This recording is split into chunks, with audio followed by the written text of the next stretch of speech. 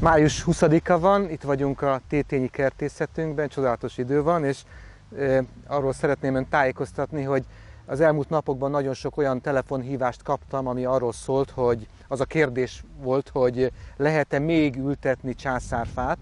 Hát nagyon-nagyon szeretném nyomatékosítani, hogy a császárfát január-februárt leszámítva bármikor lehet ültetni.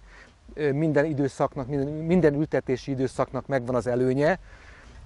Ebben az időszakban az állományunk az elsősorban ezekből a gyönyörű, egyéves, visszavágott tövekből áll, amelyeket most már ugye becserepeztünk, és hát látszik, hogy egy ilyen gyönyörű sarjal tudjuk önnek átadni így cserébe műanyag konténerben, illetve lassan egy-két hét múlva elkövetkezik az az idő, amikor palántát is fogok tudni szolgáltatni.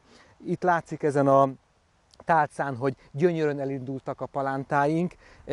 Egy-egy ilyen tálcában 24 csodálatosan szép santong császárfa palántát fogok tudni önnek átadni. Nagyon-nagyon szép palántaállományunk van, tehát jelen pillanatban az egyéves töveinket, illetve néhány héten belül pedig a palántákat fogom tudni önnek odaadni. Kérem, keressen, örömmel kiszolgálom.